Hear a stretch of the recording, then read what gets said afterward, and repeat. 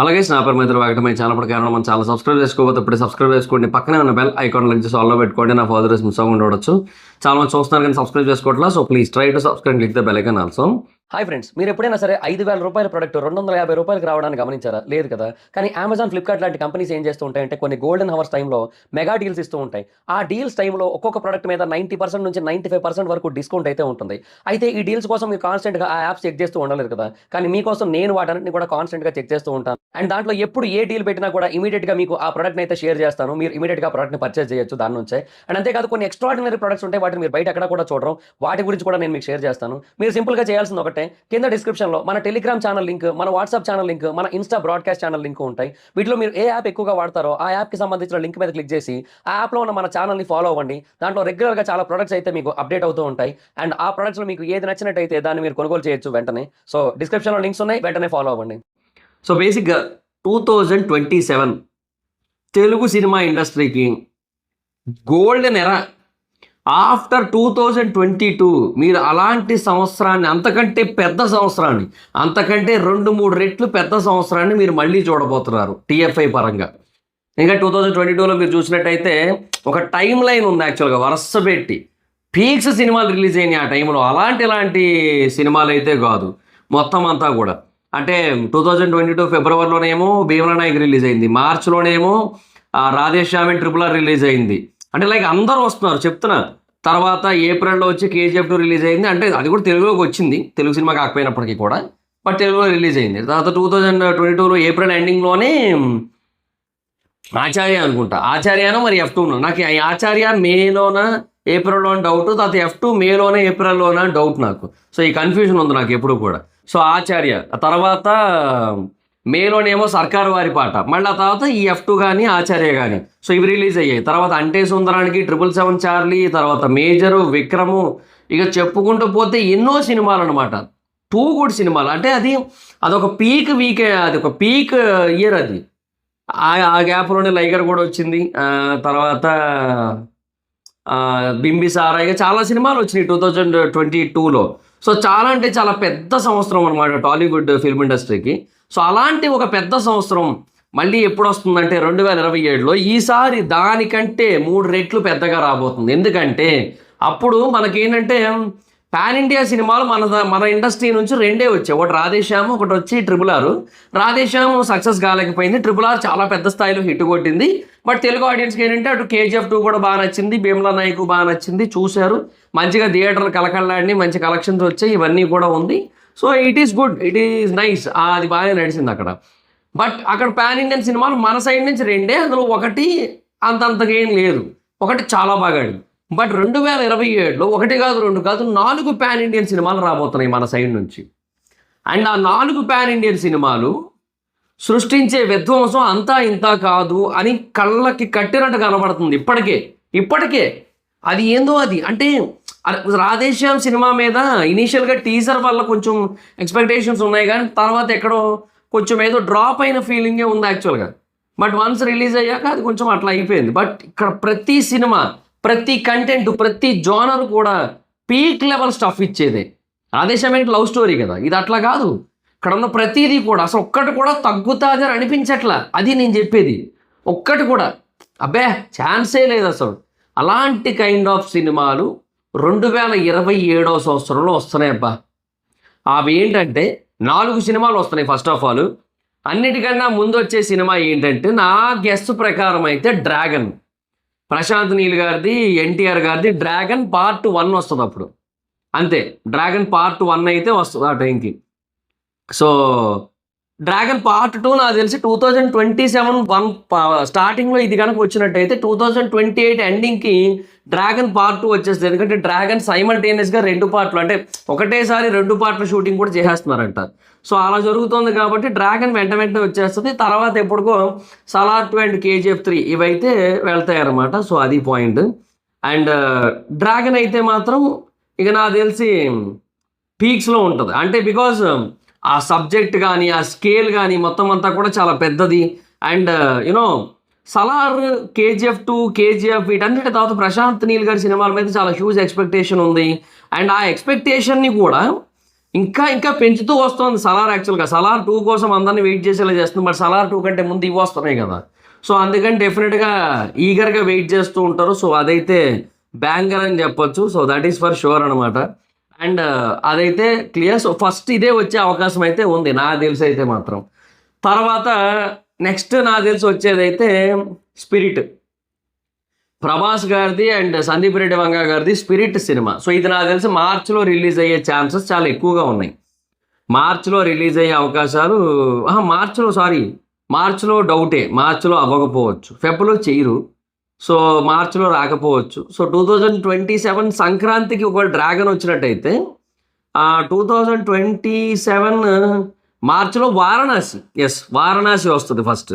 దాని తర్వాత సో వారణాసి రాజమౌళి గారు, మహేష్ బాబు గారు, అది పాన్ ఇండియన్ సినిమా కూడా కాదు, అది పాన్ వరల్డ్ సినిమా అది. ఓకే, సో అది ఇంకెక్కడెక్కడికో వెళ్ళిపోద్ది, దట్ ఈస్ ఫర్ షూర్. అందులో నో డౌట్ ఎట్ ఆల్. పీక్స్లో పడుతుంది, అదైతే క్లియర్. అండ్ అది కలెక్షన్లు కూడా ఒక 2000, 3000 ఆ రేంజ్లో ఉంటాయి తప్ప తక్కువైతే కలెక్ట్ చేయదు అది ఆ సినిమా అయితే మాత్రం. So that is for sure అనమాట. సో చాలా అంటే చాలా పీక్ సినిమా అవుతుంది అది ఒకటి. తర్వాత నాకు తెలిసి ఈ 2 సినిమాల్లో ఏది ఫస్ట్ వస్తుందంటే స్పిరిట్ వస్తుంది. నెక్స్ట్ అదే ఇంకో సినిమా ఏంటంటే అల్లు అర్జున్ గారిది, అట్లీ గారిది.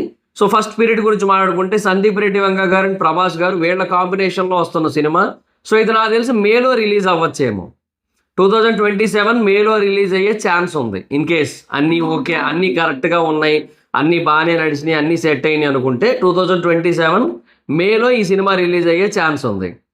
సో 2027 జూన్లో అల్లు అర్జున్ గారిది, అట్లీ గారిది రిలీజ్ అయ్యే ఛాన్స్ ఉంది.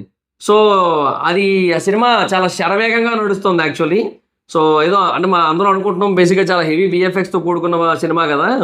సో అంత లేట్ అవుతామో బాగా అనుకున్నాం, బట్ లేదు. అల్లు అర్జున్ గారు అయితే మాత్రం చాలా అంటే చాలా కాన్సన్ట్రేటెడ్గా, చాలా అంటే చాలా గట్టిగా ప్లాన్ చేస్తూ చాలా త్వరగా షూట్ ఫినిష్ చేయమని చెప్తారు ఆయన portion. So that Allu Arjun గారు can join other movies shooting. So వాటిలో కూడా జాయిన్ అవ్వగలరు కదా. సో ఆ సెన్స్లో ఆయన అయితే మాత్రం చాలా గట్టిగానే ప్లాన్ చేస్తూ ఇంకా అదైతే చెప్తున్నారు అనమాట. సో 2027 జూన్ నాటికి ఇది కూడా రిలీజ్ అయిపోయే ఛాన్స్ అయితే ఉంది. అండ్ ఇవి మాత్రమే కాకుండా 2027లోనే maybe there is a chance, అదేంటంటే రామ్ చరణ్ గారిది, సుకుమార్ గారిది సినిమా కూడా రిలీజ్ అయ్యే ఛాన్స్ ఉంది. After Pushpa and after Peddi డెఫినెట్గా వీళ్ళ కాంబో ఇండియా వైడ్గా చాలా హ్యూజ్ లెవెల్ ఆఫ్ ఇంపాక్ట్ అయితే క్రియేట్ చేస్తుంది, అందులో ఎటువంటి డౌటు లేదు. సో పెద్ది సినిమా తర్వాత రామ్ చరణ్ గారు మళ్ళీ ఒక మాస్ అండ్ రూరల్ బ్యాక్డ్రాప్లో కనబడబోతున్నారు. అండ్ సుకుమార్ గారు బేసిక్గా ఆయన స్టైల్ ఆఫ్ రైటింగ్ ఏదైతే ఉందో దాన్ని కూడా అందులో బ్లెండ్ చేస్తున్నారు. ఇవన్నీ ఉన్నాయి కాబట్టి డెఫినెట్గా ఆ సినిమా కూడా చాలా గట్టిగా సక్సెస్ అయ్యే ఛాన్స్ ఉంది. బట్ అది డిపెండ్స్, అంటే 2027లో వస్తుందా లేదా అనే క్వశ్చన్ మార్క్ అయితే ఉంది ప్రస్తుతానికైతే. ఇంకా we have to wait and watch అనమాట. అది అయిన తర్వాత ఇమీడియట్గా మళ్ళీ పుష్ప 3కి వెళ్ళిపోతారు సుకుమార్ గారు, అంతే. సో పుష్ప 3 అయిపోయిన తర్వాత ప్రభాస్ గారితో సినిమా అయితే ఉందన్నమాట. సో అది ఎప్పుడు వస్తుందో మనం చెప్పలేం, టైం అయితే పడుతుంది.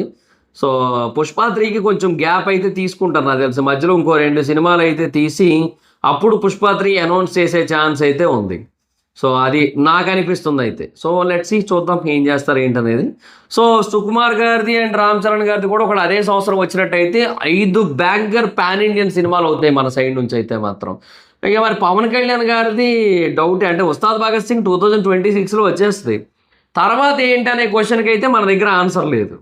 అంటే తర్వాత ఏంటో మనం చెప్పలేం కదా. ఇంకా పవన్ కళ్యాణ్ గారు ఏమో చేస్తారా లేదా డిపెండ్స్ అది మనకి. పైగా ఇంకొకటి 2027 నాటికి వచ్చేసరికి ఇంకా మళ్ళీ ఎలక్షన్ ఫేవర్ మొదలైపోద్ది.